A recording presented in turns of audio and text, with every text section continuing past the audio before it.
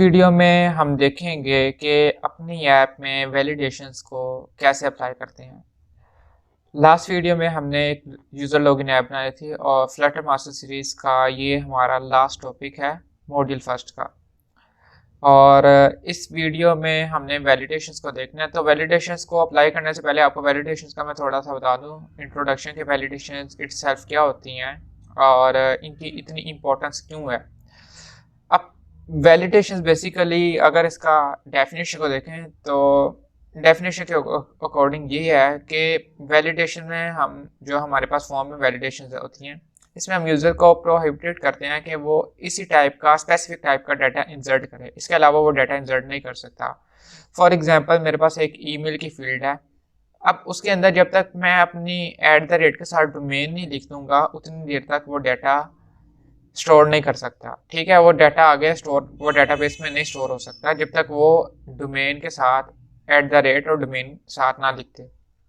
For example अगर Gmail है तो @gmail.com, ये @ और gmail.com ये उसमें इंसर्ट करना ही करना है। जब तक ये इंसर्ट नहीं होगा उतनी देर तक वो कंसीडर नहीं कर सकता। ठीक है, अगर फ़ोन नंबर है तो फ़ोन नंबर का हमें पता है कि 11 डिजिट्स होते हैं, तो 11 डिजिट से ज़्यादा यहाँ पे हम स्टोर नहीं कर सकते, राइट।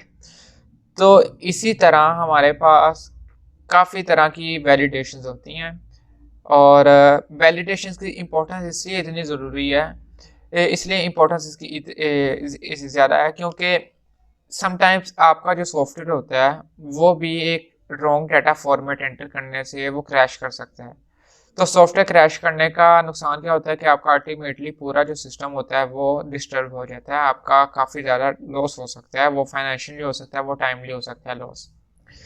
तो आज की वीडियो में हम बेसिक सी वैलिडेशंस को देखेंगे, कॉम्प्लेक्स वैलिडेशंस को नहीं देखेंगे क्योंकि उसमें क्योंकि कुछ चीज़ें जो हमने अभी तक वो की नहीं है, वो अभी तक हमने पढ़ी नहीं है। तो इसलिए जो चीज़ें हमने पढ़ी हैं उनको यूटिलाइज करते हुए आज हम अपनी वैलिडेशंस को देखेंगे। और अगर किसी को भी इसमें इशू आता है तो आप मेरे से कमेंट सेक्शन में पूछ सकते हैं। तो चलिए स्टार्ट करते हैं। अब इसमें वैलिडेशन को अप्लाई करने से पहले मैं यहाँ पे एक वेरिएबल लिखूंगा, फाइनल वेरिएबल होगा और वेरिएबल का नेम होगा मेरे पास फॉर्म की। ठीक है, और फॉर्म की क्या होल्ड करता है? ग्लोबल की। सही।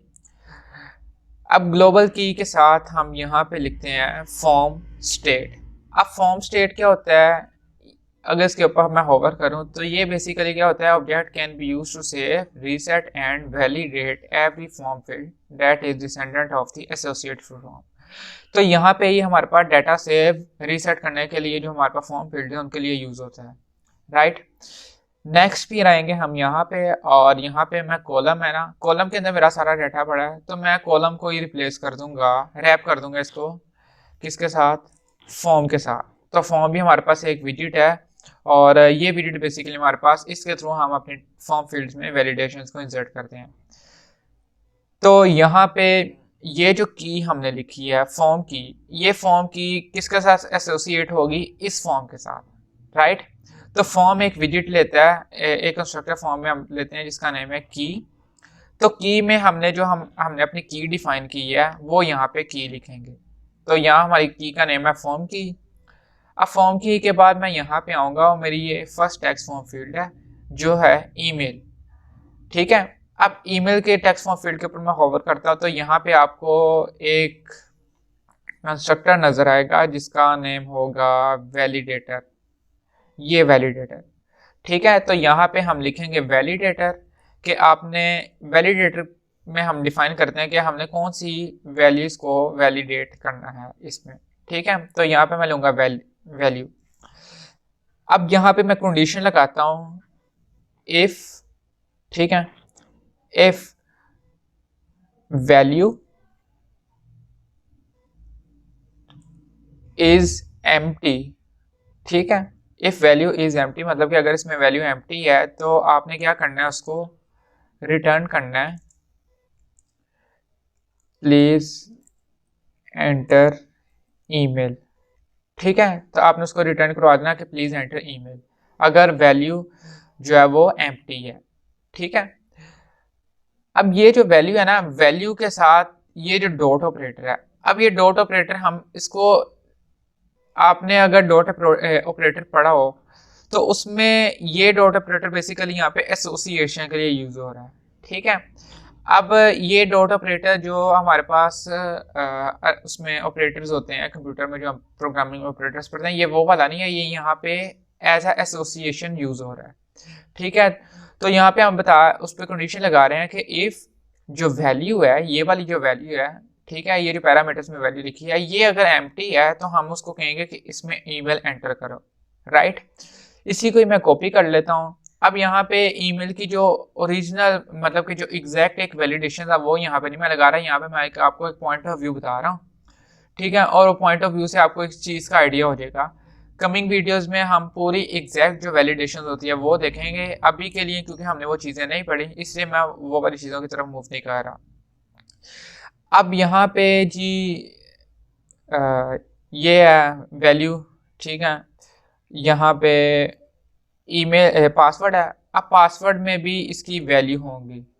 ठीक है, अब पासवर्ड में एक तो ये एम्प्टी है, ठीक है, और दूसरा इसमें एक और फील्ड लगा देते हैं, एक और कंडीशन लगा देते हैं, इफ या एल्स इसमें रख देते हैं, एल्स लगा देते हैं। ठीक है, बल्कि इसमें भी इफ लगाते हैं, if value length less then 8। ठीक है, मूविंग, तो उसमें हम कह देंगे कि जी प्लीज एंटर 8 डिजिट्स पासवर्ड। ठीक है, अब ये आ गया, इसमें इसमें किस चीज़ का एरर आ रहा जी, the no have effect because R can not be in the try removing the. Okay जी, इसको हम रिमूव कर देते हैं। ठीक है, if value dot length less than equal to 8, तो हम उसको कह देंगे कि जी 8 डिजिट्स का पासवर्ड एंटर करो। अब इसमें फ़ोन में भी ऐसे ही हम लगा देते हैं, फ़ोन में भी एक लगा देते हैं ऐसे, आप कर रहे हैं, इसमें भी लगा देते हैं हम। ठीक है, फ़ोन नंबर का हमें पता है कि इसके अंदर 11 होती हैं, तो उसमें हम लगा देते हैं 11 का। ठीक है, उसमें 11 फील्ड्स की लेंथ होती है। अब ये हमने वैलिडेशन लगा दी हैं। अब जैसे मैं यानी कि इस बटन पे क्लिक करूंगा, मेरा डाटा अभी स्टोर हो रहा है, तो मुझे बेसिकली लगाने किस पे, वैलिडेशन में लगा दी हैं। अब मैं कंडीशन लगाऊंगा कि बटन पे, अब वो जैसे बटन पे चेक मैं प्रेस करूंगा ना, तो बटन यहाँ से इनके डाटा को वैलिडेट करेगा कि ये सब में डाटा इंसर्ट हुआ है या नहीं। अगर इंसर्ट हुआ है तो ये नेक्स्ट मूव कर देगा या जो भी फंक्शन होगा परफॉर्म कर देगा, अदरवाइज वो नहीं परफॉर्म करेगा। ठीक है, अब यहाँ मेरे पास ये बटन है, तो यहाँ पे मैं ऑन टैब पे इसको लगा देता हूँ, इफ फॉर्म की, ठीक है, dot current state dot validate. ठीक है, तो इसमें क्या करना है जी, हम रिटर्न करवा देंगे, यहाँ पे एक मैसेज शो कर देंगे प्रिंट का। ठीक है, यस, ये रिमूव कर दूंगा मैं, ये रिमूव कर देंगे। अच्छा, यहाँ किस चीज़ का एरर आ रहा है जी, नहीं इसमें यहाँ हमने, ठीक है, और इसमें किस चीज़ का है जी एरर, इसमें किस चीज़ का एरर आ रहा है। ठीक है, ये सॉरी, ये लगाना था एक्सक्लेमेशन मार्क्स। ठीक है, अब यहाँ पे ये हमारे पास वैलिडेट करेगा।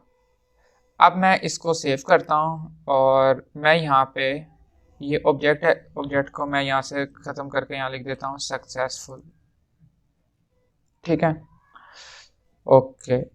अब यहाँ पे मैं जैसे ही बटन प्रेस करूँगा तो यहाँ पे मेरे पास ये एरर दे रहा है कि आपने ये फील्ड्स इंसर्ट नहीं की। ठीक है, तो यहाँ पे मुझे एक तरह से मैसेज मिल रहा है। ठीक है, मैं यहाँ पे फॉर एग्जांपल ये ईमेल में मैं इंसर्ट कर देता हूँ कुछ भी, और देन मैं इसमें आता हूँ और फिर इसको बटन को प्रेस करता हूँ, तो ईमेल वाले में मुझे एरर नहीं आ रहा, पासवर्ड वाली भी मैं फिल कर देता हूँ। ठीक है, अब पासवर्ड वाली में मैं आता हूँ और इसमें करता हूँ। अब पासवर्ड में मैंने इंसर्ट किया लेकिन उसकी लेंथ पूरी नहीं है, तो मुझे उस चीज़ का वो एरर दे रहा है। ठीक है, अब मैं इसी तरह इसमें करता हूँ, ईमेल वाली में, फ़ोन नंबर वाली में। ठीक है, तो अब यहाँ पे मैंने इंसर्ट कर दिया इसमें रिक्वायर्ड डाटा, और अब यहाँ पे मैंने जैसे इंसर्ट करता हूँ तो मेरे पास यहाँ पे ये सक्सेसफुल का जो मैसेज है वो शो हो गया। तो इस वे में हम अपने फॉर्म फील्ड में और ऐप में अपनी जो वैलिडेशन हैं वो अप्लाई कर सकते हैं। ये एक बेसिक सा एक बेसिक नहीं, आप यानी कि एक स्मॉल लेवल की वैलिडेशन थी, क्योंकि हमने जो कॉम्प्लेक्स वैलिडेशन के लिए हमने वो चीज़ें अभी पढ़ी नहीं है, तो इसलिए वो अप्लाई नहीं की। तो ये एक ओवरव्यू आपको मिल गया होगा कि कैसे हम वैलिडेशन अपनी ऐप में अप्लाई करते हैं, और इसमें अगर किसी को कोई इशू हो तो आप मेरे से पूछ सकते हैं कमेंट सेक्शन में।